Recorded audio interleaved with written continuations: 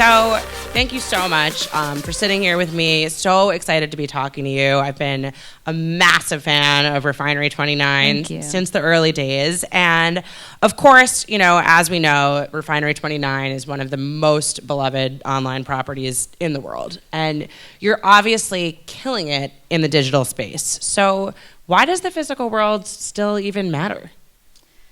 Well, it's because where we actually exist. For now. For now, yeah, for now. Unless Elon Musk is right and it's all a simulation. Yeah. And some days I do look up at the clouds and I say, wow, the simulation designer did a great job on those today. But for us, you know, doing events in the real world is an amazing way for us to connect with our digital audience, to gain insights, and also because we're hearing more and more from our audience that they're looking to invest in experiential moments, and that actually they're more willing to invest money in experiential moments than in physical goods.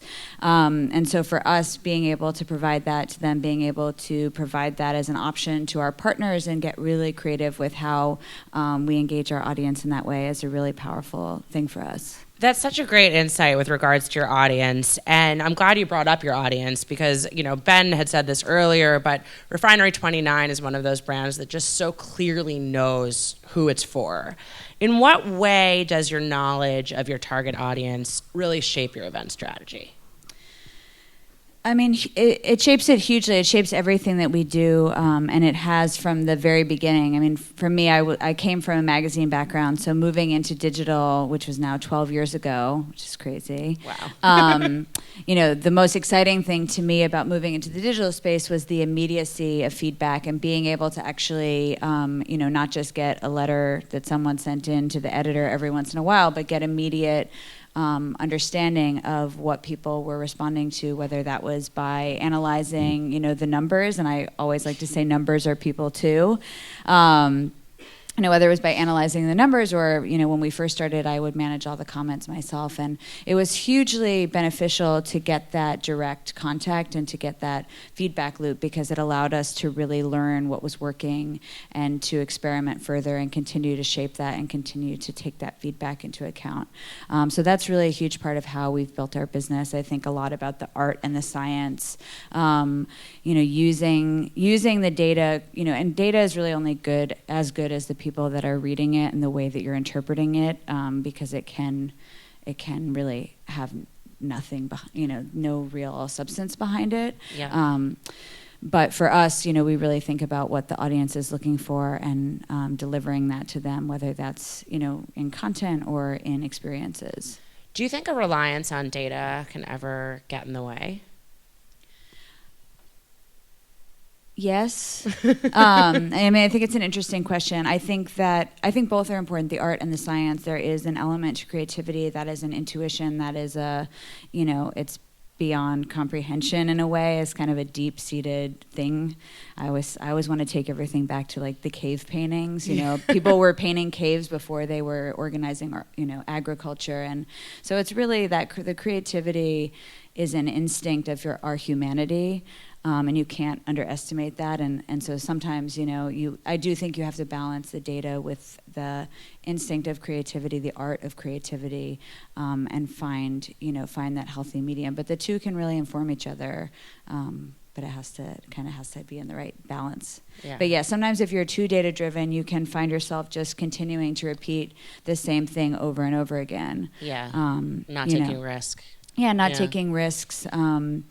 And just not experimenting enough in new territory. Yep. I mean, one thing that we think about a lot is like we're very data driven, but we also love to experiment. So often the way that 29 Rooms is not a great example of this, but in the day-to-day, the way that we usually experiment is we'll do a one-off. So we'll think about, you know, an experiment that we want to do, and how are we going to explore that in a way that's sort of simple, doesn't take a lot of budget, but allows us to kind of prove a point or see what the response is. And then once that, if that is successful, then we build on that until it becomes something bigger. So some of our most popular franchises of content franchises have been built that way, by starting maybe with one personal essay, like we have this series called Money Diaries, and it started as a single personal essay that one of our editors did, and it was so popular, and we said, what is it about this that is really resonating with people? And it was, there was a voyeurism to understanding how someone else spent money. There was an honesty. You could see yourself, people that made a similar amount of money or were in a similar career could kind of identify with it. So we started to build it. We did a couple more, and we saw those were really successful. We started asking for user submissions. We were getting 100 of them a weekend, where people were meticulously documenting their spending, and now it's one of our biggest and most successful franchises. I love that. And I definitely want to talk about I don't have good vision, so I can't see that. I'm the blind creative director. I'm supposed to wear glasses, but I don't wear them, so let's look at a video. Hey guys, want to see a video? Yeah. Who doesn't?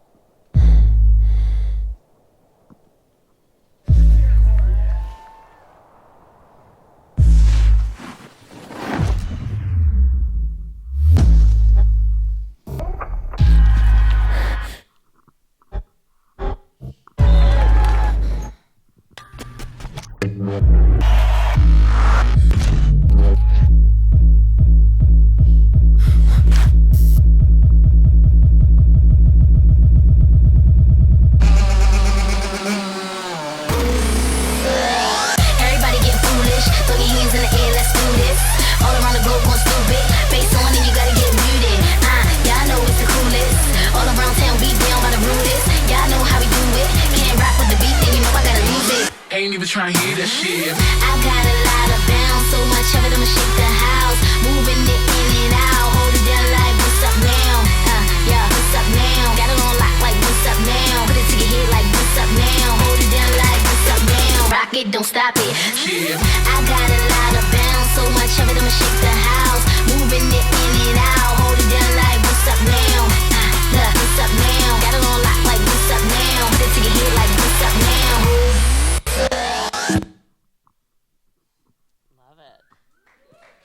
Ta-da. So let's talk about 29 Rooms. Just to start, for those who are in this room who don't know what that is, can you just give us a brief rundown? Yes. So 29 Rooms emerged from our 10-year anniversary, which was 2 years ago, and we really wanted to create a big moment for the brand and take our digitally native brand IRL and do something that really gave back to the audience. And so we kind of started by thinking about who we were as a brand and some of the qualities that we stand for, including like inclusivity, celebrating individuality, and imagination. And we came up with this idea to create 29 Rooms, so creating an event that had 29 different experiences within it, that was sort of like an interactive funhouse of style, culture, and technology. And because our roots are in fashion, we wanted to do it during New York Fashion Week and have it be completely free and open to the public. And so we did that. Very cool. And how'd the idea for that come about? Was it easy to get off the ground? Was it just like snap your fingers, make it happen? No. Okay. Shocking. There's like a friction moment. If we need a friction, create sparks moment. Yes. This can be it. I'm leading you into friction. Okay. So I mean, the idea came out of us sort of leaning into who we were and thinking about how we bring a digitally native brand that now stands for so much more than style, that really covers such a wide variety of topics, from pop culture to politics, and everything in between. and how we just brought the spirit and the ethos of the brand to life in this space. And that was sort of where the idea came from. And when we first presented it to our executive team, there was definite enthusiasm. They could see that this would be that it was a cool idea. But there was a lot of hesitation. There was a lot of warranted feedback too, like this looks really this is beautiful, but this looks like MoMA. How are we going to create something that has that level of cultural credibility? This is really ambitious, but it looks really expensive. How are we going to monetize it? This is a cool event, but we're a digitally native brand. How are we going to get 10,000 people to a warehouse in Greenpoint during Fashion Week? And how are we going to get celebrities and influencers and the type of people that drive press there? So all valid feedback. But there was a moment when we were trying to push the idea through, and I think because it was so ambitious, because it was something we had never done before, it was such a risk. I do remember a meeting where we were sitting around and someone said, I think we should probably just do a cocktail party. And I was like, oh man, no. But we eventually ended up convincing them. We solved for all those. For all those pieces of feedback, and actually it made the event so much stronger. With the artistic credibility, we said, our brand has always been about celebrating emerging talent and kind of telling our own story through lifting up the voices of other people. So why don't we actually give all these rooms to different people throughout, our cultural landscape that we think are really interesting and who we've worked with in the past to build these rooms out. So each room is in partnership with different nonprofits and artists of all different stripes and with brands. The monetization thing too, we said, we're going to build out really amazing non-traditional installations for brands that really bring their brand to life in a way that they haven't before, that drive social sharing, that, so that was, we worked with amazing brands, from Ford to Disney to Michael Kors. Like, it's been really awesome.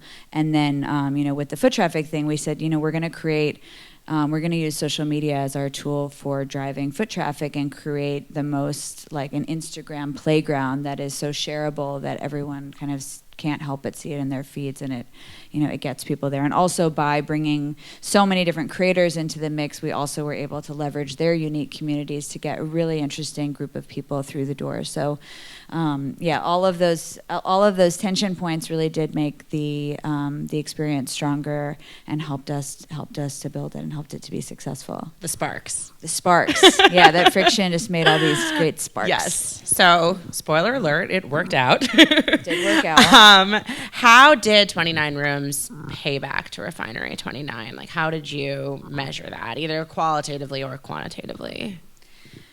Well, it basically became a viral event. It was so terrifying. Opening the doors and just even, as we started building it, it was like, is this going to work? Are we going to get people there? Is it, are people going to share it? Are people going to enjoy it? And it totally exceeded our expectation in terms of we had lines around the block.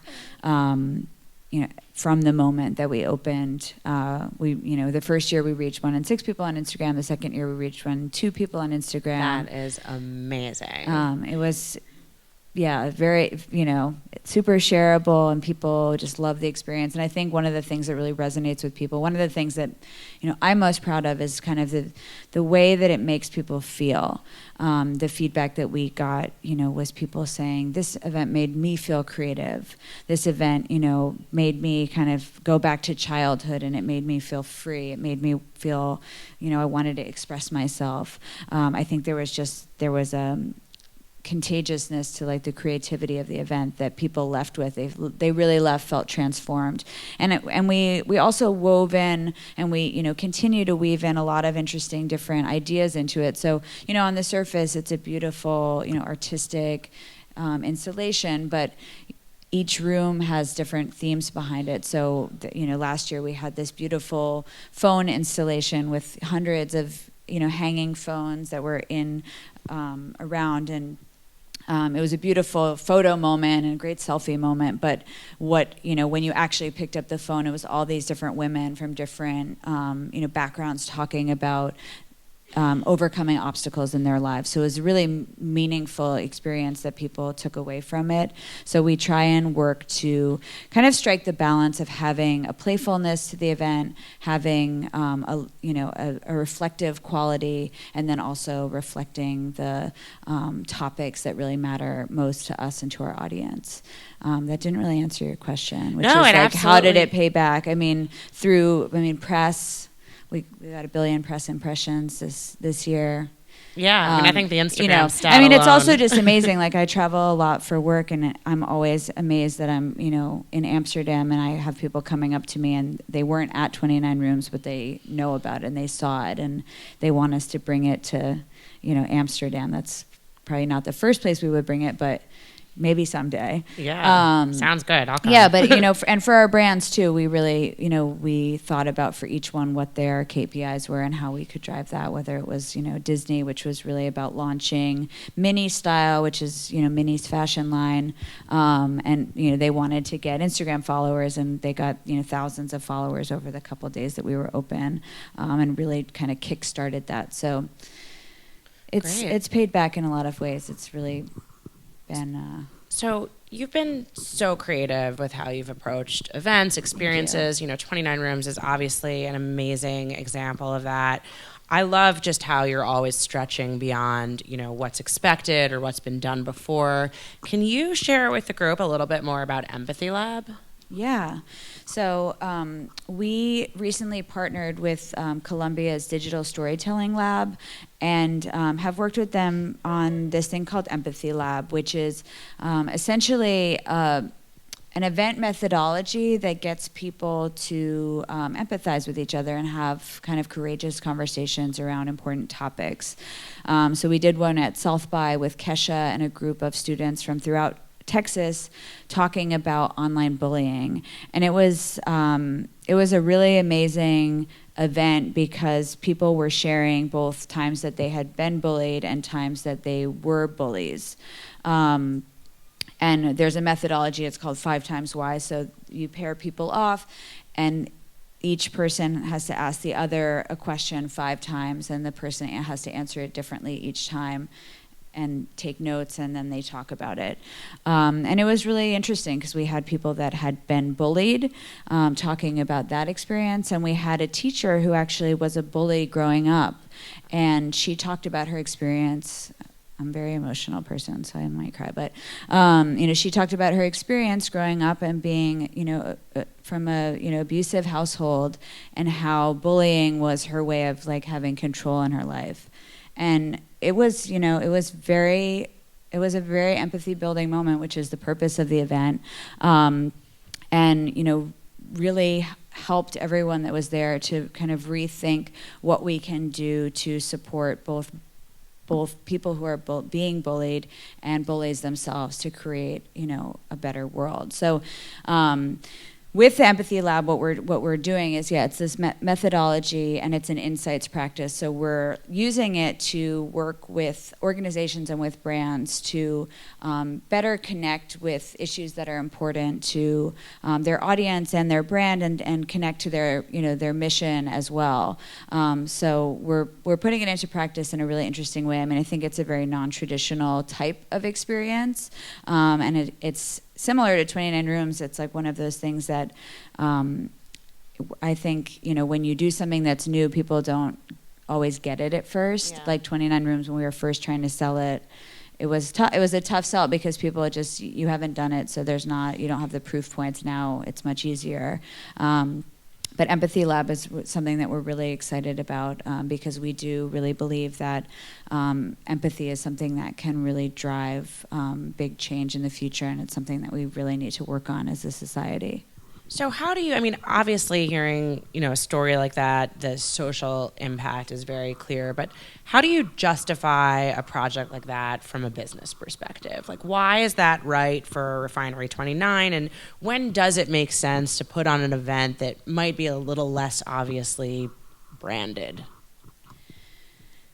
Yeah, I think for us, our connection to our audience and our ability to empathize and understand our audience is truly the key to our success and the key to us really living out our mission, which is to be a catalyst for women to feel, see, and claim their power.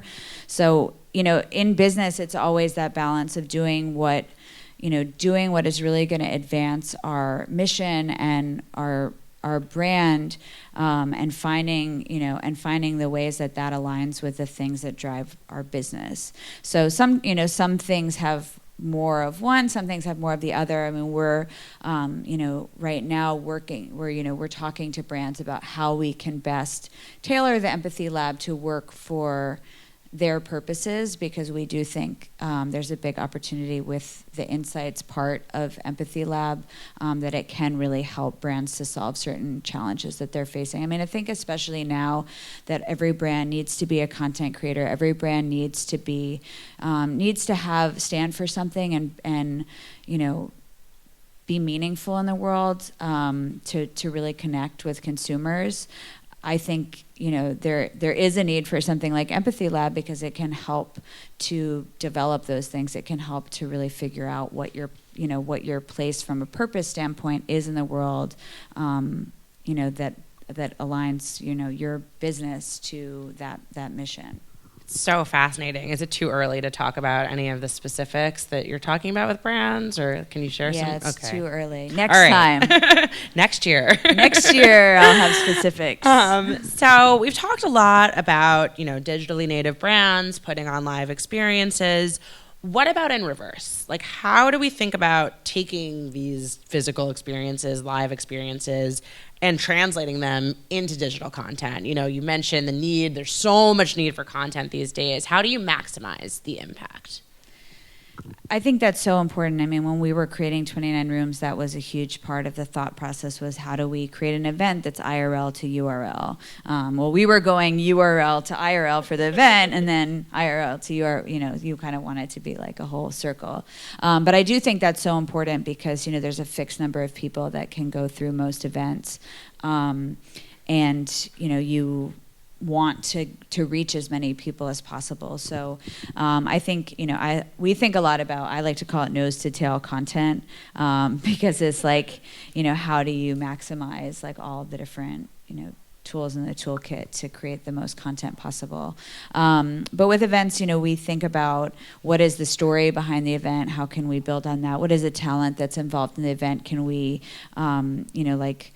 if we're doing an event with a certain talent, like, is there a way to align that talent to write an op-ed that's kind of aligned with the mission of that event or something, or maybe it's a content, tentpole that we're doing. I've written op-eds before for events that we're doing to again kind of have another layer of content to get out. And then I think the social sharing and having, user-generated content coming out of your event is really super important, and thinking about how in those events you're creating a moment for the people that are there to tell their own stories, to create their own content, and making that really compelling for them to share beyond the kind of standard photo booth. Yeah, I mean, it's so interesting how Instagram has influenced the design of physical spaces. Yeah. And you see that even not just in events, but in restaurants and cafes, where it seems like they're being designed to facilitate sharing, and it's working. Yeah, I know. It's actually interesting, because that was one of the insights that drove 29 Rooms, was like, I studied art, and I'm kind of like an art nerd. I go to a lot of museums and galleries all the time, and I've loved Yayoi Kusama since I was a teenager, and I was sort of amazed. Like, she wasn't ever someone that my non-art friends knew about, and I was kind of amazed. Like the year, like I forget what year that was. What was 3 years ago? 2014. Thank you. Subtraction. Way too hard. It's really easy subtraction. I'm gonna. Anyway, so in 2014, I was noticing that Yayoi Kusama had an exhibit at David Zwirner, and it was the infinity mirrors that she's really famous for now, but all of a sudden, like an artist that I didn't feel like was massively known, people started seeing it on Instagram, and all of a sudden David Zwirner had these crazy lines down the block every single day that her exhibit was open. And that to me was something that I noticed, and I thought, that's a real opportunity to create a really artful experience, work with artists, and kind of capitalize on that that Instagram trend. But yeah, it's like it's definitely something that you now see sort of everywhere. Even in restaurants. Thinking beyond like the step and repeat or the photo booth, like how do you create that magical corner that everybody's going to want to stand in and take photos in? Well, I think people, it's like people have a vision of themselves in their lives, and I do think those moments that are transformative, that are imaginative, and that are out of the ordinary help people, myself included, to feel that there's like magic and wonder in your life, and feel like you're really, living your best life. Yeah. So I think those things, even if they seem like you could kind of disregard them as just like, oh, it's just Instagram bait, they can have a lot of meaning to people. Yeah, there's a reason that they work. They make people feel good. Yeah. So can you tell us about the work with Google that went live yesterday? Breaking news. I mean, we've been doing a lot of really fun events with brands recently, and right now at the Highline we have an event with Google Pixel that's kind of it's called the Meadow, and it's taking the photos of the Google Pixel community and kind of feeding them into this experiential, immersive event on the Highline. So it's this meadow of like, it almost looks like lily pads. They're like white lily pads, and the photos project onto them. So when you're in there, you're kind of like in this that's beautiful so cool. photographic wonderland. Definitely want to check that out. Yeah, so it's fun for us to collaborate with brands, and to we worked with Google on 29 Rooms, so that we've kind of been talking to them since then, and it led up to this. But actually, one of my favorite branded events that we've done recently was we partnered with Girls for their finale, and we had this great installation in Bushwick of it was basically like a mini museum of girls, where we had a timeline. We had all these amazing props and costumes, like Hannah's mesh tank top. Love that tank top. I know, that tank top. The first signed pilot, like all this fun memorabilia, and we recreated Hannah Horowitz's living room in the space. And it was just really fun to see, like the girls fans that came through. People were literally FaceTiming, their friends that they watch Girls with, and I don't know, I love that stuff. It's just so fun to create those moments for people. I love it. So I don't know how we're doing on time. I have one more question. Do we have time for one more? Absolutely. Okay. So when you're planning events, obviously you have boundless creativity that all of us can just envy. But what are the criteria that you use to determine if it's worth it? Like, how do you limit yourself, and how do you, create constraints on your own imagination? Yeah, I mean, I think we think about press. I mean, these are just like the KPIs. Is that what we want to talk about? Yeah, sure. Yeah, if we want to call them KPIs, yes. I mean, we think about the possibility for press, and I mean, and on a larger scale, like we think about how is the event going to drive brand awareness and brand affinity for the Refinery29 brand? How can we breed brand evangelists that are going to love the event so much and go out and talk about it and remember it, and love Refinery29 that much more for it, and love the brands that we work with that much more for it. And then we measure that through press, through social sharing, through the revenue opportunity, of course. Like, how are we going to monetize it and be able to scale it? So those are the main things that we think about, number of people that are going to come through, and if that's not the main focus, then we also always think about the content opportunity. Like, how can we really turn this into something that provides us with a lot of different content to work with? Great. Yeah. Thank you so much. Yeah. It's so inspiring talking to you. Thank you. Great talking to you.